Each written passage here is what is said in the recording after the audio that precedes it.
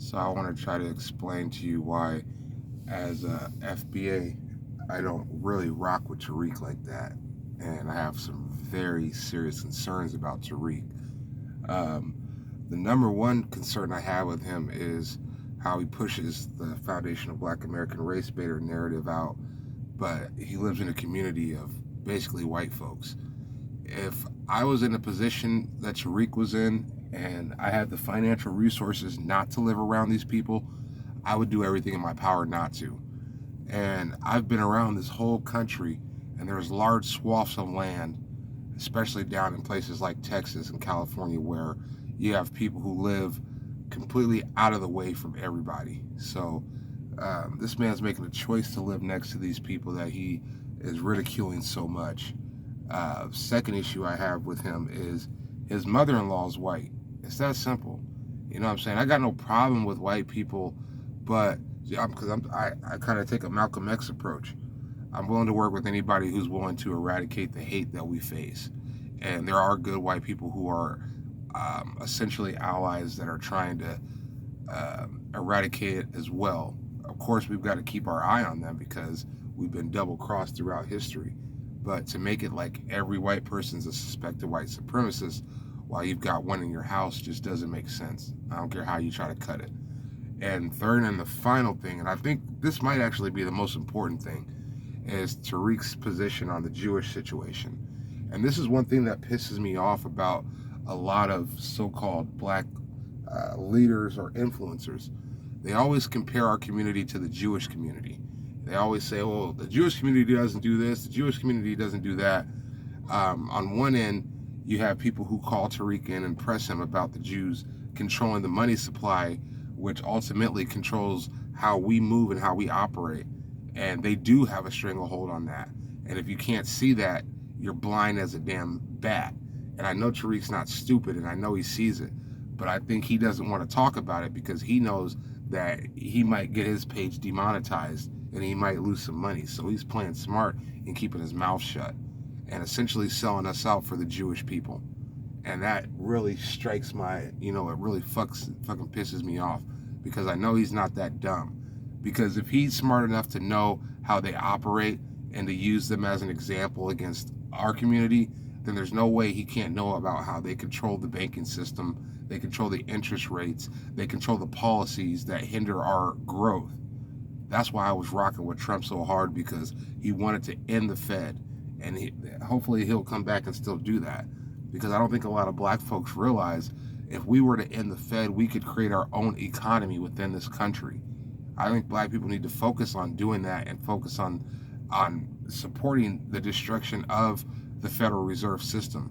I don't think people even realize what it means to not have a Federal Reserve System and have interest tagged onto every fucking thing, from drawing money out your ATM to going to buy some fucking water. It's ridiculous. And the crazy thing about it is the Jewish bankers who control the system, they don't charge each other interest because they know that that's against the customs of the Bible. So I've heard Dame Dash talk about how the Jewish people operate. I've heard a lot of different black people, but what they never tell you about is how scheming and conniving the Jewish people are, and how they'll do anything for what they consider the shekels or the dollar, the bottom line. That means that they'll sell out communities and destroy communities to keep their community secular and keep the money flowing within their community and keep the control lever on them. And it's just like this guy said, and I'll find his name later, but he said, give me the control of the currency and I don't care who makes the laws.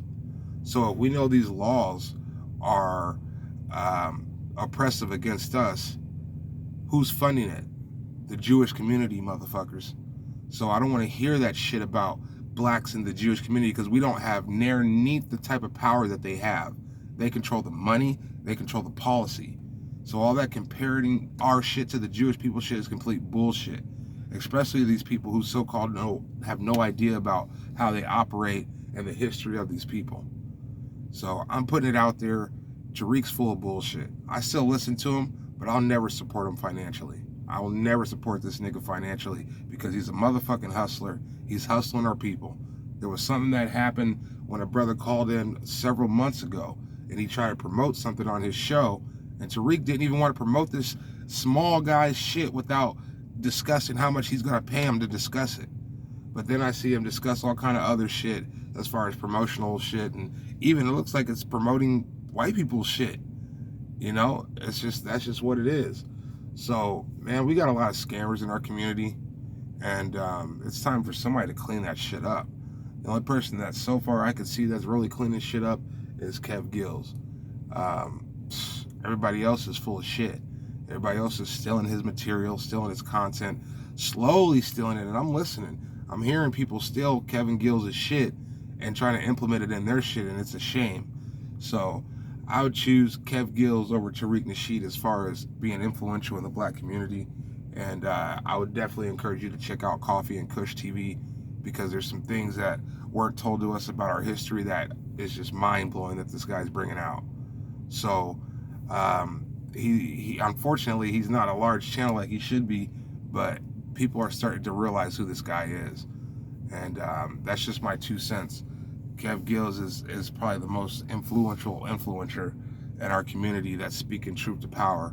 Tariq is speaking truth to power, but I don't like the way he's dancing that tightrope on basically rallying us up to do shit while he's still in a community with these same people. You know, if it were me and my family, especially after they doxed him, pulled weapons out on him, and threatened his family like that, I would get the fuck out of that community. I would be in a community by myself, essentially on acres of land by myself, if not just an acre or something. It just doesn't make sense to me when I think about it. So that's my 2 cents.